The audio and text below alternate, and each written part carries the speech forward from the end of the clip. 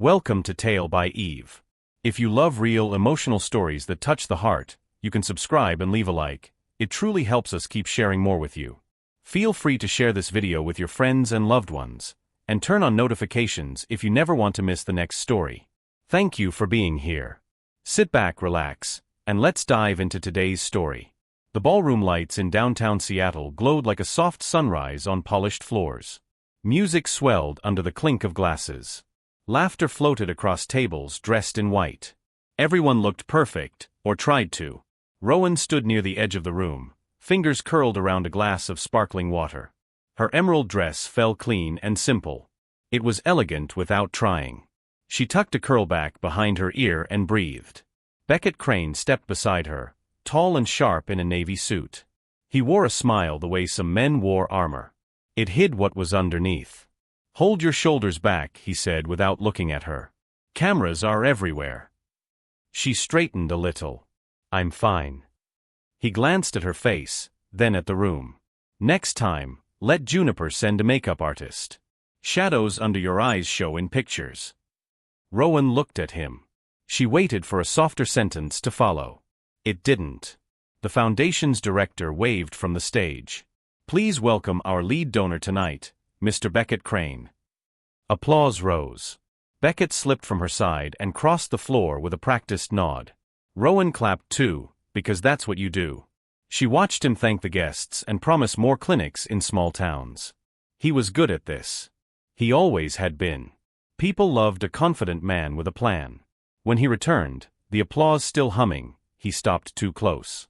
His jaw flexed. "Smile," he whispered. "You look tired." "I've been working," she said. "Late nights with the mobile library routes. The team's excited." He took her elbow and steered her toward a group near the bar. "Board wants to meet you. Try to look fresh." The words stung. Not because they were new, but because they were old. Worn smooth from use. They reached a circle of donors. Rowan lifted a polite smile. She listened more than she spoke. That was easy for her. She liked to listen. A woman with a diamond cuff asked about book vans. A man joked about cute charity stuff. Beckett laughed on cue. He put a hand on Rowan's back and guided her a step to the left, then a step to the right, arranging her like a picture frame. When the group drifted away, Rowan took a small breath. "Could we step outside for a minute? It's warm." Outside. Beckett's eyebrow arched. "Are you serious? What if a photographer follows?" "I just need air." He looked at her face again, slower this time. Something clipped shut inside him. "You should have booked hair and makeup. This dress needs more work." Rowan swallowed. "It's my favorite." "Exactly." He set his glass down and leaned in, voice low and precise. "Listen to me. No one would want you looking like this. Not in this room. Not anywhere. So please, do better." The music didn't stop. The laughter didn't dim. But the sentence fell like a plate and shattered between them. Rowan didn't speak. She couldn't. Her chest felt small. She stared at the ripple in his tie and tried to breathe inside the tiny space his words left her. Beckett straightened. The moment was nothing to him. He turned to wave at another guest. Across the room, someone else had watched. Cashin Hale stood near the silent auction tables, one hand in his pocket, the other around a glass he hadn't touched. He wasn't smiling either. His gray-brown eyes didn't wander. They settled. He set the glass down and walked toward Rowan with a calm, even pace. Not a rescue. Not a scene. Just a decision. "Mrs. Crane," he said, stopping at a kind distance. "I'm Cashin. We met at the Arts Grant panel last spring. You spoke about kids in Yakima who'd never been inside a library. I remember that." Rowan blinked, pulled from the fog. "Yes. I remember. You funded the after-school program in Renton." "I backed it," he said. "You made it work." Beckett turned. He took in Cashin in a single glance. The posture. The suit. The quiet weight most people can't fake. "Cashin Hale," he said, smiling like a headline. "Good to see you." Cashin nodded once. "Beckett." For a second, no one spoke. Then Cashin looked at Rowan again. "You look strong this evening," he said simply. Like someone who finished a long week and still showed up for her mission. Rowan didn't trust her voice. "Thank you." Beckett's smile thinned. "We're actually headed to greet the mayor." "We were going to step outside for air," Rowan said, her voice steadying. Beckett's head tilted. "Were we?" Cashin let the question hang. "There's a balcony at the west side. Quiet. Good view of the sound." "I know it," Rowan said. Cashin didn't offer his arm. He didn't crowd. He just stepped back half a foot, an opening. A choice. Rowan glanced at Beckett. For years, she had moved the way he directed, to keep the peace, to avoid the cold later. Tonight, something shifted. It wasn't loud. It didn't yell. It just stood up. "I'll be right back," she said to Beckett. He laughed under his breath. "Take 2 minutes." Rowan and Cashin crossed the room. People moved aside without registering why. The glass doors opened to a small balcony strung with soft lights. The night air touched her skin. She closed her eyes and let it. Cashin stood beside the railing, not too near. "May I say something honest?" Rowan looked at the lights along the water. "Yes." "Someone spoke to you in a way that lacked respect," he said. "You didn't deserve that. Not here. Not anywhere." Her throat tightened. "It happens." "It shouldn't." She breathed out slowly. "Thank you." They listened to the city for a moment. A fairy horn. A siren far away. The low hum of 1,000 lives. "Your work matters," Cashin said. "I followed the mobile library reports. You were at Riverbend High last week." She nodded. The line started before sunrise. Kids wanted books like hot bread. He smiled, small and real. "That's a picture." Rowan glanced at him. "Why do you care about books?" "My mother made me return mine on time," he said. "Late fees were the worst trouble I knew for a while. Libraries felt like a door anyone could open." Rowan's chest loosened by a quiet inch. "That's how I feel too." Inside the ballroom, Beckett stood alone for a full minute. He laughed with a couple from Dallas, but his eyes kept cutting toward the balcony doors. His smile had to be reapplied between sentences. It slipped. He told himself he didn't care. He told himself he could have any room in his hand again in a second.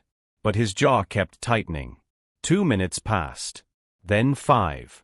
Then 8. On the balcony, Rowan tucked her hands along the rail. "I should go back." "Of course." She looked at the door and didn't move. The air smelled like the sound, clean and cold, like new paper.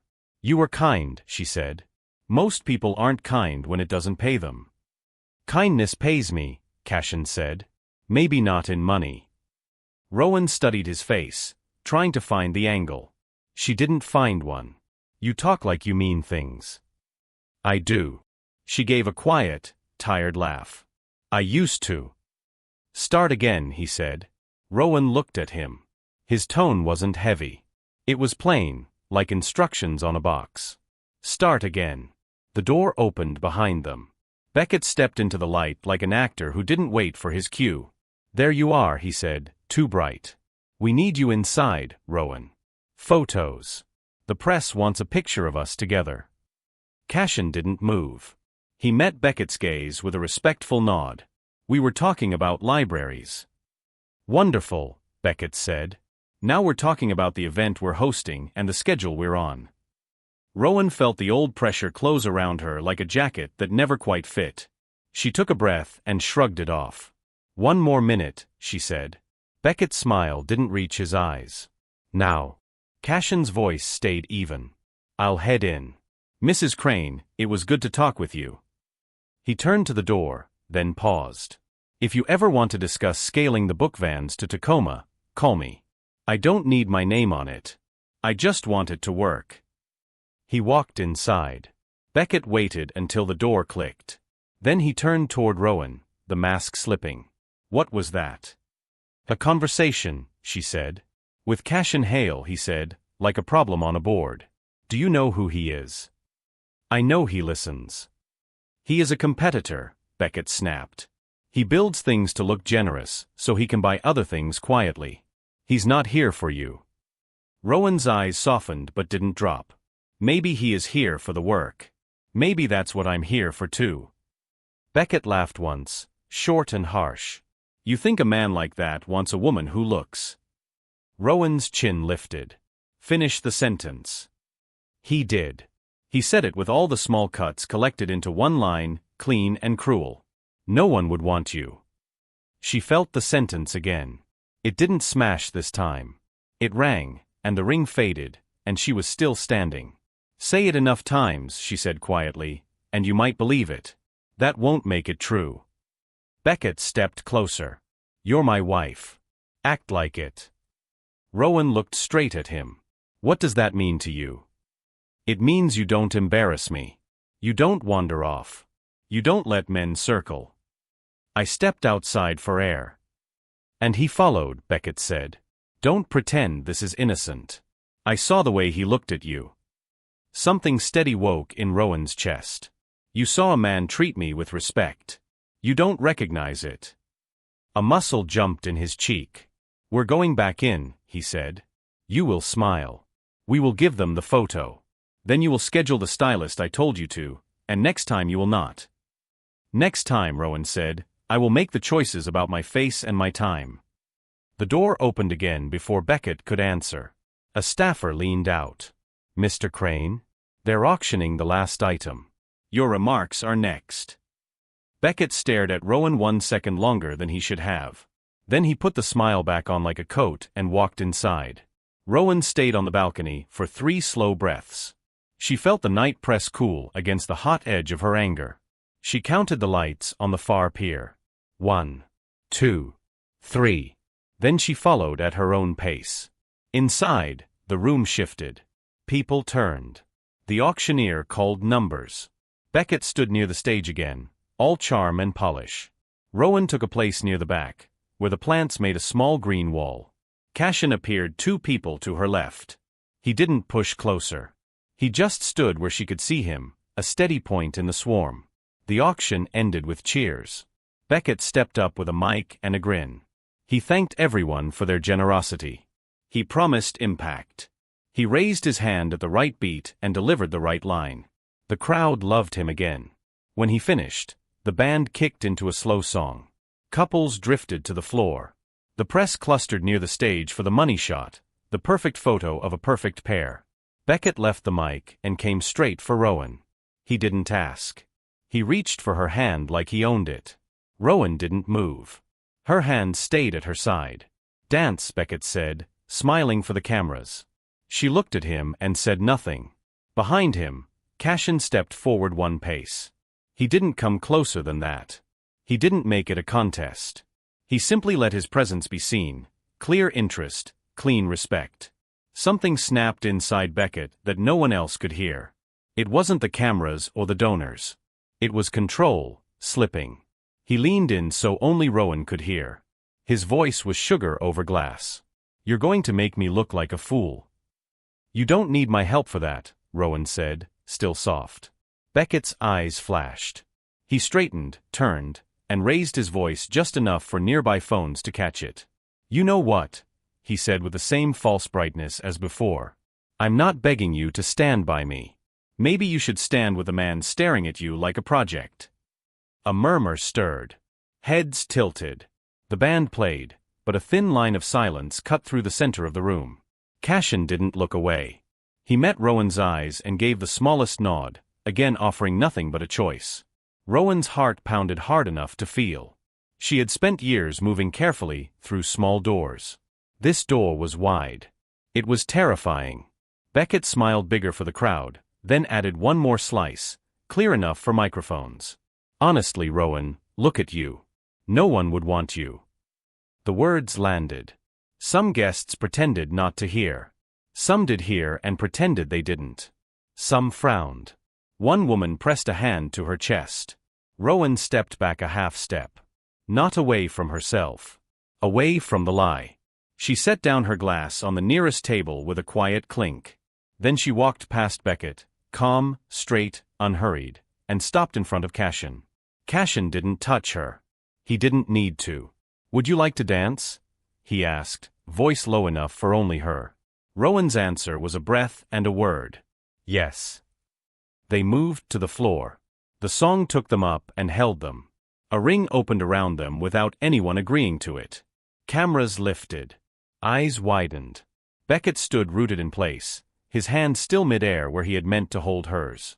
He watched his wife, his steady wife, his always yes wife, choose a man who had offered only respect and space.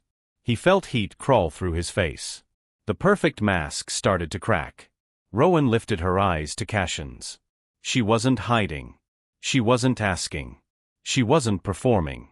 She was present. Beckett's composure broke. He charged toward the dance floor, jaw locked, voice rising. Security shifted in the corners, unsure if this was theater or trouble. Donors stared like the scene might turn into a headline they could quote at brunch. Beckett reached the edge of the circle. He shoved past a pair who tried to step aside. Get away from my wife, he snapped, too loud, too late to pull the sound back. Rowan and Cashin stopped. The band kept playing, confused but professional. The room held its breath. Beckett pointed at Cashin, eyes hard. You think you can just take what's mine? Cashin's face didn't change. She isn't a thing. Beckett took one more step. Every phone nearby was up now. A security guard reached for his radio. The board chair's smile froze into plaster. Rowan stood between two futures and felt them both pulling. The air itself seemed to lean in to hear what she would say. Beckett opened his mouth, about to say something he couldn't unsay. And then, the lights in the ballroom flickered once, twice hard, cutting music and sound to a dull hush as the entire room went black. Phones lit up like fireflies.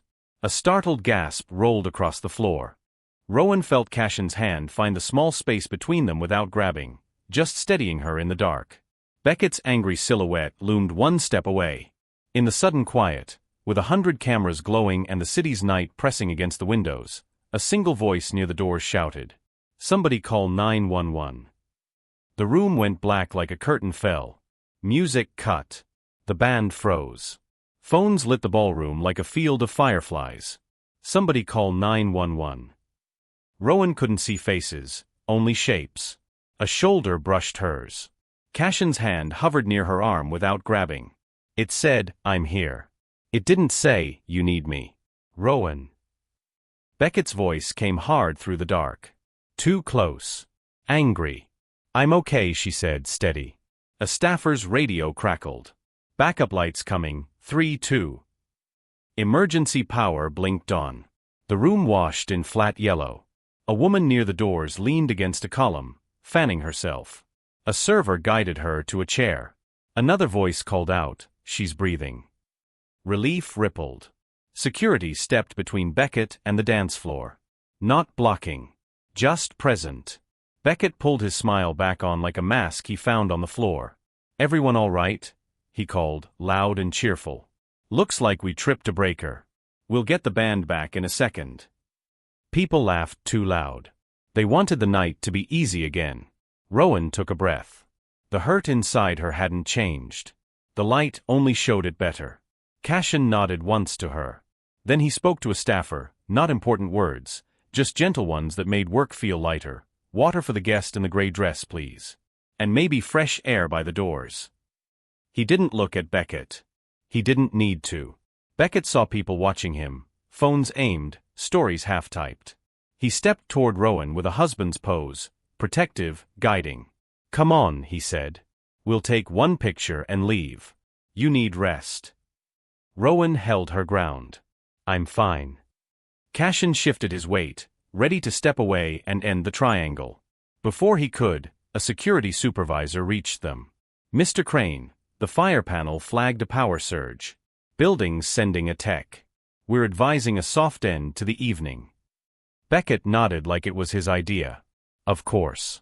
Safety first. He glanced at Rowan again, lowering his voice. "We'll go now." Rowan looked past him toward the woman in the gray dress, now breathing easier. Toward the staffers picking up dropped napkins. Toward the band, packing cables in quiet hands. "I'm staying until the guests clear," she said. "I'm part of this team." Beckett's jaw set. He swallowed the words he wanted to throw and found different ones with sugar on top. Then I'll go pull the car. 10 minutes. He kissed the air inches from her cheek so cameras would catch the shape if not the truth, then walked off, smiling for a couple he didn't see. Cashin watched him go, then looked at Rowan without pity. Do you want coffee, he asked, or space? Space, she said. Thank you. He tipped his head and stepped back. He started helping like any other guest, moving a table a few inches, thanking a server, holding a door as people drifted out. No announcements. No grand gesture. Rowan stayed with staff until the last donor left. She praised the band. She thanked the lighting tech who kept apologizing for the blackout like it was a personal failure. You recovered fast, she said. You saved the night. The woman's shoulders dropped from her ears. By the time she walked toward the exit, the room had turned back into a room, lights up, tables half naked, a little sad and true. Cashin was gone. Of course he was. This wasn't his story to hold. Outside, Seattle night pressed cool against her skin. Beckett's black SUV idled at the curb. He leaned across to open the passenger door. His face was a calm lake stretched tight. Nothing moved. Rowan got in. She didn't talk. He pulled out into traffic without looking at her. They drove 2 blocks in silence. 3. Do you have any idea, he said at last, voice low and even, what you did to me in there? Rowan looked out at the lights. I told the truth without yelling. You humiliated me, he said. You stood with another man. You let people think.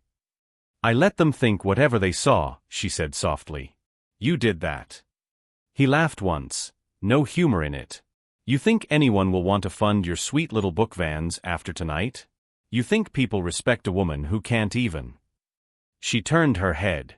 Finish it, she said, calm. Go on. He didn't. He pressed his lips together and sped the car a little because speed felt like control. They reached the condo near the water. The doorman opened the door and said, "Good evening," like the night was normal. It wasn't. Upstairs, the living room held perfect furniture no one sank into. The city spread itself out through the floor-to-ceiling windows, bright and endless and far. Rowan slipped off her shoes and set them carefully beside the rug. Her feet ached. Her heart didn't. It just felt tired the way a muscle feels when it's been used wrong. Beckett set his keys in a dish hard enough to make the metal jump. You will fix this, he said. Tomorrow. You will call PR. You will post something sweet about how much you love your husband. You will. I won't lie, she said. He stared at her a long moment. Then don't post. Just say nothing. Smile next time. Look better. There it was again. The small cut. The big cut. The same cut. She walked past him to the kitchen. She poured water into a glass and drank it like it could reach the places inside that hurt. It didn't, but it helped. Go to sleep, she said. We'll talk in the morning. We're talking now, he said. Because if you think you can embarrass me and then hold back like I don't own this story. I'm not a story, she said, turning. I'm a person. He flinched as if she'd slapped him. She hadn't. He was just used to his words being the only ones that mattered. He picked up his phone. If I see so much as a whisper of you and Hale on a dance floor. We danced to one verse, she said. People dance. Even married people at public events. It means nothing you're afraid of. He looked at her like a person in a burning room who had decided the problem was a candle. Go to bed, he said again, voice tight. Please. The please sounded like a word a man uses when he remembers he should. Rowan went to the guest room, her choice weeks ago, on nights when he worked late and then brought work home in his eyes. She closed the door, leaned her head against it, and let the quiet hold her up. She should have cried. That's what she used to do when the small cuts stacked too high.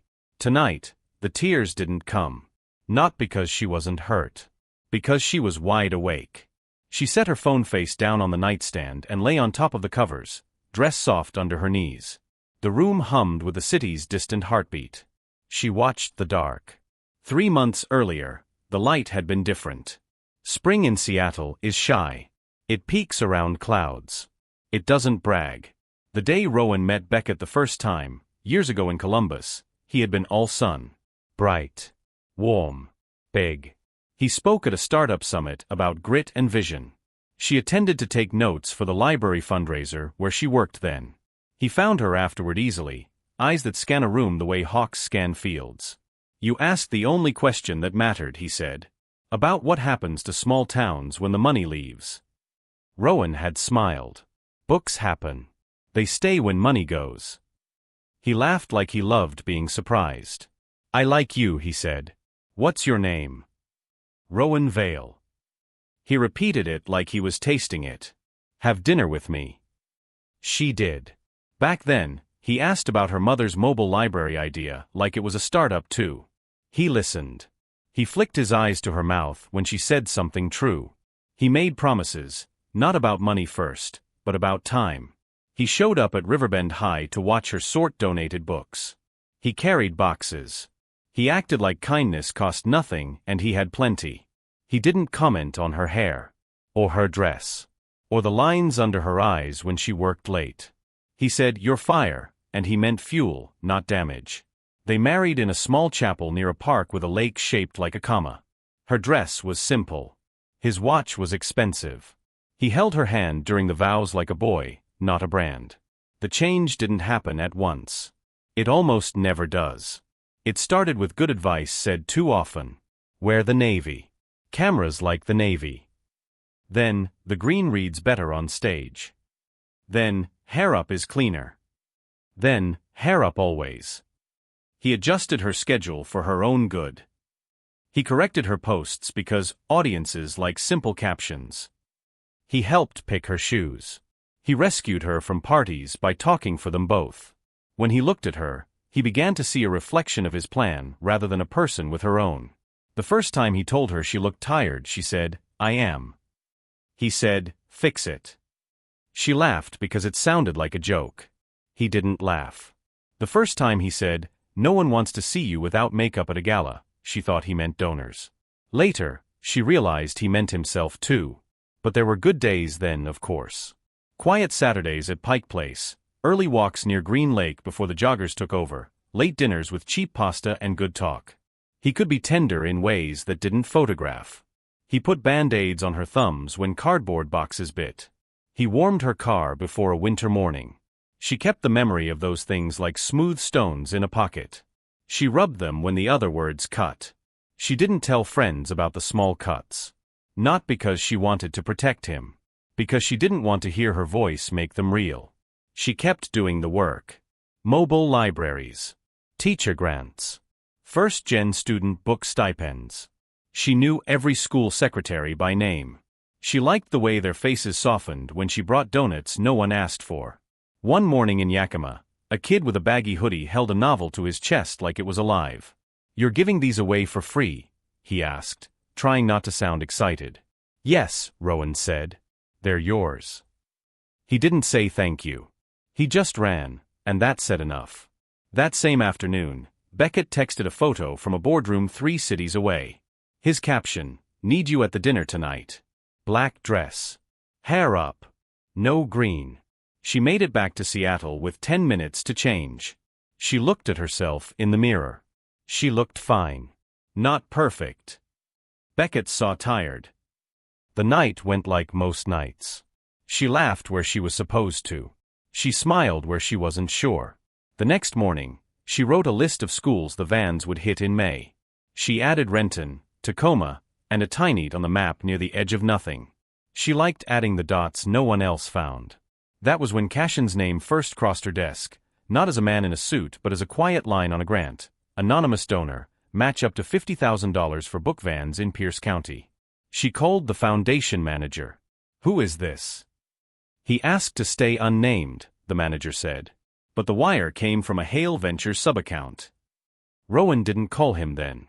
She wrote a thank you note without a name and asked the driver to drop it at a downtown office with a receptionist who raised an eyebrow when she said, "No return address."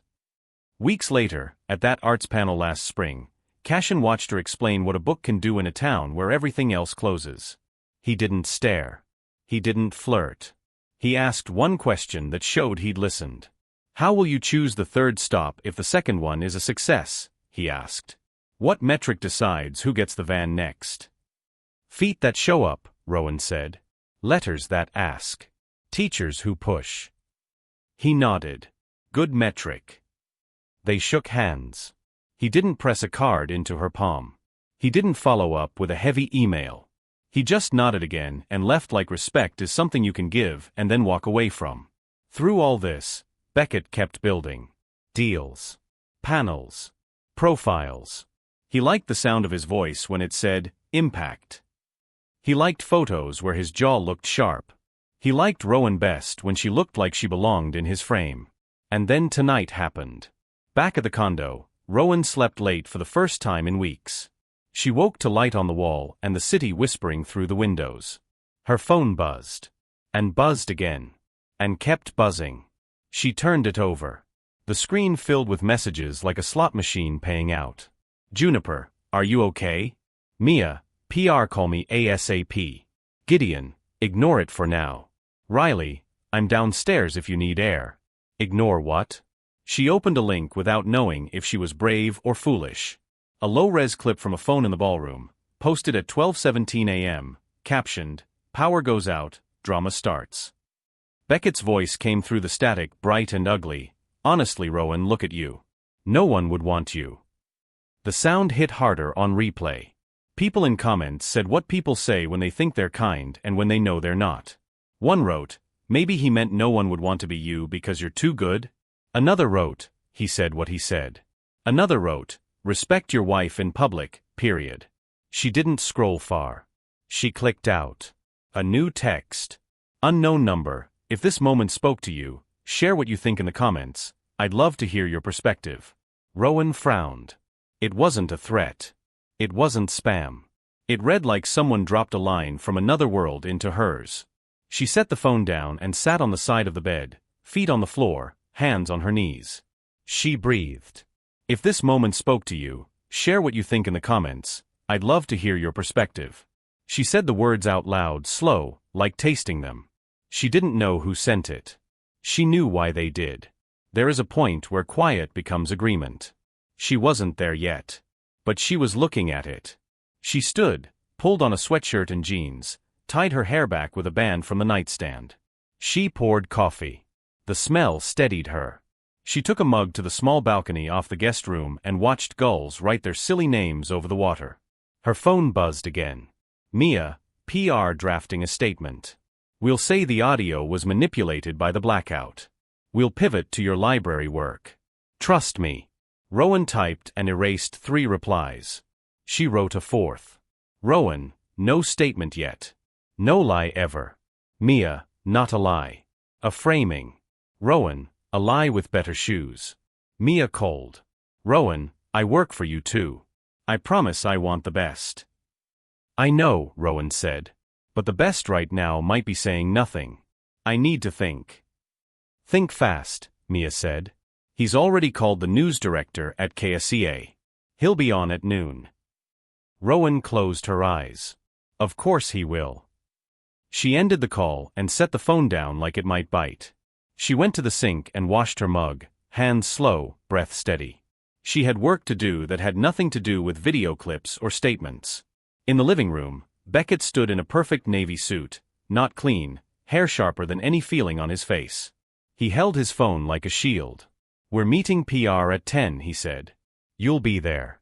We'll do this right. I have a school visit at 10, Rowan said.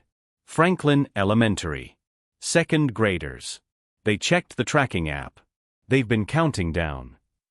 He stared like she had answered in another language. Cancel. No. His jaw worked. You want to make this worse. I want to keep a promise, she said. To them. He checked his watch like time could be blamed. Fine, he said at last. Do your little stop. Then meet us at noon. Wear the cream blouse. Soft light loves the cream. She didn't answer that. She picked up her canvas tote, checked for the small things that mattered in her world, stickers that said this book belongs to, a Sharpie, a stack of library cards for kids who never had one. She looked at Beckett. I'll be back at 11:45. Don't be late, he said. She left without a kiss because she didn't want to pretend. The elevator felt honest. It didn't tell anyone how to look. Downstairs, Riley, broad-shouldered, plaid shirt, security head who treated people like people, waited with his coffee. "You good?" "I'm going to read about dragons to 8-year-olds, Rowan said. "That's better than good." He grinned. "I'll drive." They took the van with the hand-painted stars on the side.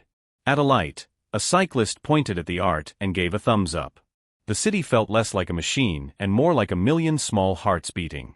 Franklin Elementary kids were already lined up when they pulled in. A girl with pink beads in her braids hopped on her toes. "You came," she said, relief and joy tied together like a vow. "Of course," Rowan said. "We're never late twice." She read about dragons. She let shy hands show her pictures they drew. She watched a boy tuck a thin paperback into his hoodie like a secret. When she handed him a library card, he whispered, "This is my first thing with my own name on it." "Feels good, right?" she said. He nodded hard so he wouldn't have to say yes. Between classes, her phone buzzed again. "Juniper, I'm outside the school. Can we talk for 5? Rowan looked at the classroom door where a teacher taped paper stars to a chart. She texted, 2 minutes. They met by the van. Juniper, sharp, warm, a woman who carried a laptop like a second heart, stood with a look that could cut and heal. "I saw the clip," Juniper said, "no small talk." "I know," Rowan said. "You don't deserve that." "I know that too." Juniper chewed the inside of her cheek the way people do when they want to say a thing strong but not loud. "My brother," she said quietly, "is a good man. He doesn't do mercy because he thinks mercy is the ground, not the goal. But he knows respect. He sees it. He gives it." Rowan breathed. "I saw that." Juniper nodded. "The internet will make this about men fighting over a woman." She met Rowan's eyes. "Don't let them. Make it about a woman choosing herself." "I'm not ready to make anything," Rowan said. "I'm trying to tell the truth, not a story." "That is a story," Juniper said. "It's rare." She squeezed Rowan's arm once. "Text if you need anything. And if he tries to spin you, step off the ride." "I might." Juniper smiled, small. "Good." She left. Rowan watched her go and felt the shape of the word might in her mouth. It tasted like a door cracking open. The second graders filed out, waving books like flags. A teacher said, "You made their month." Rowan shook her head. "They made mine." She climbed into the van as Riley started the engine. "Noon news," he reminded softly. "I know," Rowan said. They drove back. The city looked the same but not simple. Life rarely is. Upstairs, Mia, Gideon, and Beckett waited around the marble kitchen island like a panel. Laptops open. Coffee cups full. Faces set. Beckett spread his hands.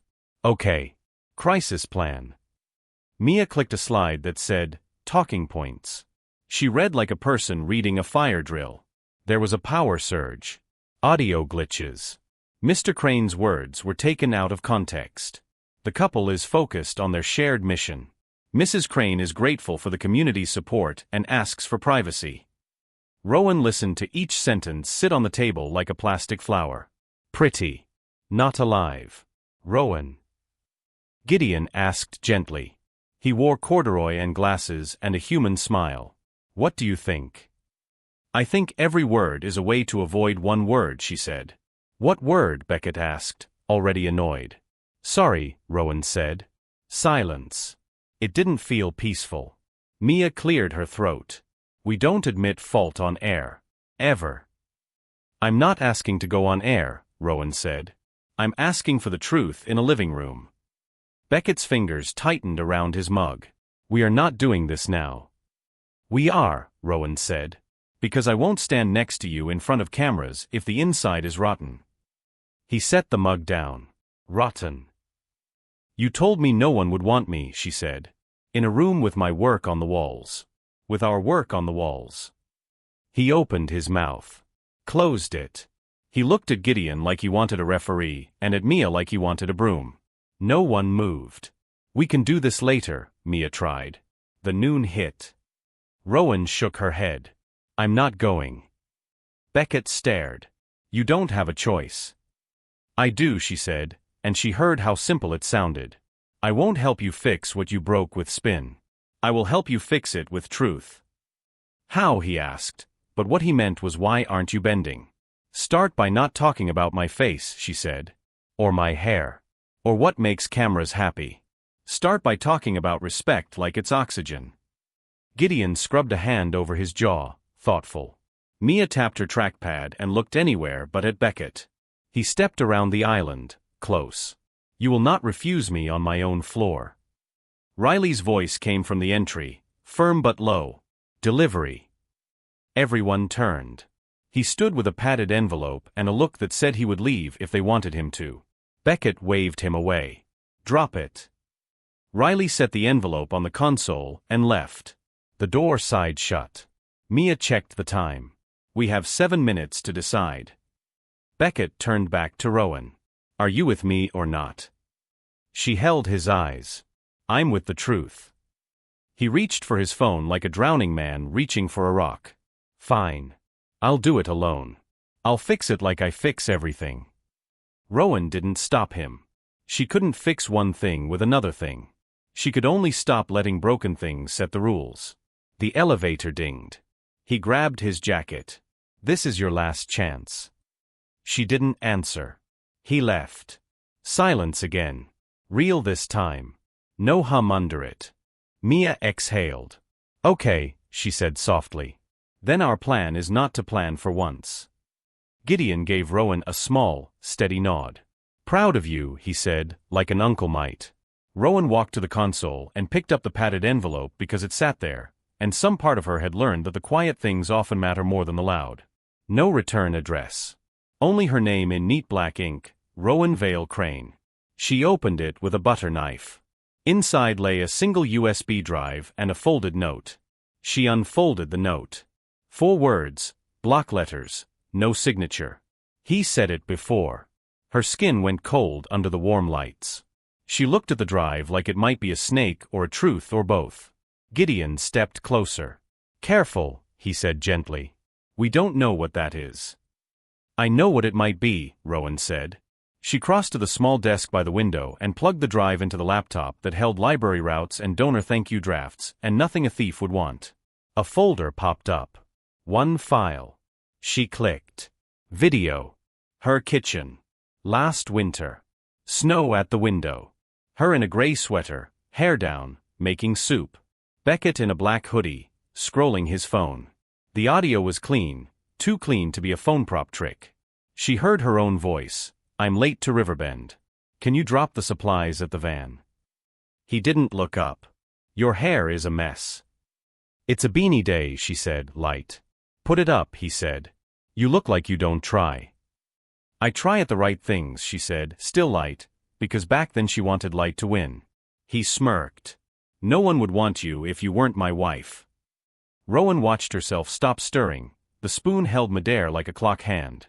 She watched herself decide to laugh it off and fail. She watched herself say nothing. The clip ended. The room came back around her.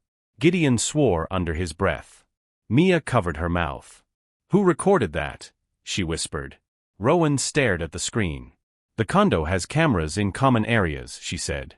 But not in here. Mia shook her head. This is inside audio. This is either a phone on the counter, a smart speaker, or, she looked at the ceiling like a person who doesn't want to believe in ghosts. Rowan closed the laptop. The note felt heavy in her fingers, even though it was the lightest thing in the room. Her phone buzzed on the counter. New message. Unknown number again. Unknown, you don't have to use it. But don't let them tell you this is about one night. Rowan typed slowly. Rowan, who are you? 3 dots appeared. Disappeared. Appeared. Unknown, someone who heard what you weren't ready to hear then. She set the phone down. Across town, TVs warmed up. Cameras got powdered. Beckett adjusted his tie in a mirror that showed him exactly what he wanted to see and nothing else. Here, in a quiet living room that finally felt honest, Rowan stood with a choice she couldn't make small. She could pretend 1 clip lied. Or she could admit 2 clips told a truth, and once you see a truth, you can't unsee it. She felt a shake in her hands. Not fear. A beginning. She looked at Gideon. If I post this, she said, It turns our life into a storm.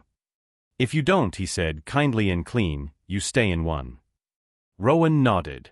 She slid the USB into her pocket like a key she hadn't asked for. The elevator dinged again. She turned, expecting nothing. The door opened. Cashin stood there in a charcoal suit, no tie, an apology in his eyes for showing up without asking and a reason in his hand, 2 paper cups of coffee and a small brown bag with bakery grease marks like a soft halo. I didn't call, he said, voice even. I won't stay if this is wrong. I brought breakfast in case you forgot to eat. Mia and Gideon shared a look and moved, almost in unison, toward the hall. We'll give you a minute, Gideon said. The door clicked softly behind them. Rowan didn't reach for the coffee. She didn't reach for him. She stood the way a person stands when the boat stops rocking and they're not sure whether to trust the still water. Cashin set the cups on the counter. He put the bag down. He kept his hands open and visible. I saw he's going on at noon, he said. I assumed you might like a walk before the noise gets loud. I can't walk, Rowan said. Not yet. Okay. She took one step closer. Someone sent me proof this wasn't the first time. He didn't ask to see it. He didn't ask who sent it. He just listened. I don't want to turn my marriage into content, she said. But I also don't want to protect a lie. You don't owe anyone your pain, Cashin said. You owe yourself your peace. She closed her eyes. The sentence hit something inside her that had been waiting a long time to be seen. When she opened them, she found the second seat is still in her head like a note tucked under a door. If this moment spoke to you, share what you think in the comments. I'd love to hear your perspective. She thought of the girls at Franklin, of the boy with the first card with his name on it, of the women she knew who smiled in public and wiped words off their faces at night, of her own mother who drove a van full of books because she believed in a kind of want that didn't hurt. Rowan picked up the USB from her pocket and set it on the counter between them like a small flag. I think I'm done hiding, she said. Cashin nodded once. Then you're not alone. A shadow crossed the glass door to the balcony. Rowan turned. A shape. A pause. Then a hard rap at the main door. 3 quick knocks like a person who owns the wood. Riley's voice came tight through the door. Rowan? Hey, media just flooded the lobby. And Beckett. He's on his way up with a camera crew. He's not alone. Rowan looked at the USB. At the cups. At the door. The handle turned. The lock held. For now. Rowan. Beckett's voice, muffled but hard. Open up. We're live in 5. Her heart kicked once like a runner starting a race they didn't sign up for. She reached for the lock. And the door handle from the outside twisted again harder, with a key she didn't know he still had. The bolt slid without her help. The door swung inward. Bright white light from a shoulder camera flooded the entry. Beckett stepped in first, PR smile bright, eyes dark. Hey honey, he said to the camera. Let's tell the world how strong we are, together. The door burst open. Light from the shoulder camera flooded the entryway. It washed the hall white. It made every dust fleck in the air look like snow. Beckett stepped in first. Navy suit. PR smile. Eyes like glass. Hey honey, he said, pitching his voice warm for the lens. Let's tell the world how strong we are, together. 2 people followed him. A man with a boom mic. A woman holding a small LED panel. Their faces were flat from long hours and short notices. Riley moved fast from the side, hands out. You can't just enter like that. I can, Beckett said without looking at him. My home. My key. Cashin shifted a half step so he stood between the camera and Rowan. He didn't square up. He didn't posture. He just became a quiet wall. Turn that light down, Riley told the cam operator. She didn't consent. We're rolling in 5, the woman with the LED said, eyes on Beckett's hand. Rowan felt the heat of the panel on her face. It was the wrong kind of warmth. It didn't comfort. It burned. She glanced at the counter. The USB sat there, small and still, like a truth waiting its turn. Rowan, Beckett said through his smile. Stand by me. We're making a statement about the power surge and the audio glitch. We're asking for privacy. We're showing unity. This is easy. Easy, she repeated, quiet. He reached for her hand. The camera tilted to catch it. She didn't give it. Beckett's eyes cut at Cashin. You can go now. Cashin's reply was plain. I'm here because she said yes to a walk. Then you came. I'm her husband, Beckett said. I don't need your permission to be in my own home. You need her permission to use her, Cashin said. The boom mic caught the line. The cam op's mouth twitched like a person who knows a clip when he hears one. Riley lifted his palms higher. Everyone stop. No recording in this condo without consent from both residents. That's policy. Ask your lawyers. The LED woman looked at Beckett. Do we have written? We have me, Beckett said. That's enough. It isn't, Rowan said. He turned. The smile stayed up. The eyes did not. Rowan, don't do this. She drew a slow breath. I'm not doing anything. I'm stopping something. He took a small step closer. The camera took a small step too. Then stop it after we fix this. After we tell them what really happened last night. What really happened, she said, was that you told me no one would want me. In front of everyone. And you meant it, because you've said it before. Silence punched the room. Even the LED hum felt louder after that. The boom mic dipped an inch closer on reflex. The cam op blinked but didn't lower his lens. Beckett laughed once. It sounded like a plate sliding off a counter and barely catching the edge. You're hurt. I get it. The blackout made it sound worse. I love you. I love us. Let's. You don't get to define my pain with your love, Rowan said. Her voice didn't rise. It didn't need to. You get to decide what you do next. So do I. The elevator dinged down the hall. Voices. Footsteps. More pressing toward the door they'd forced once. Riley leaned out, body filling the gap. No more inside, he told the hall. Respect the line. From the kitchen, Gideon peered around the corner, took in the scene, then made a slow loop behind the island toward the balcony door. Mia hovered with a phone at her chest, eyes wide and smart, thinking 3 moves ahead and 1 move back. Beckett's smile finally cracked. I will not be ambushed in my own home by a man who wants my wife to be his project, he said, edge sharp. Turn the light up. We're live in 3. Don't, Rowan said. He ignored her. He lifted his chin at the cam op 3. The LED woman started counting with her fingers. 2. 1. Rowan picked up the USB. Stop, Beckett said, and his voice finally sounded like his voice. Not TV. Not brand. What is that? Something I should have listened to the first time it happened, she said. He glanced at the camera, gauging angles, then lunged for it with a quick grab born of habit. Give me that. Cashin moved before the thought finished. He didn't shove. He didn't strike. He just stepped his body cleanly between Beckett's hand and Rowan's shoulder, absorbing the reach like a padded wall. Back up, Riley said, firmer now. Everybody back up. The cam op danced sideways to keep the triangle in frame. The LED light swung and sprayed the room. Mia whispered, "This is a disaster," and kept filming on her phone because proof beats memory. Rowan held the USB close to her chest and looked at Beckett steady. "You wanted a statement," she said. "Here's mine."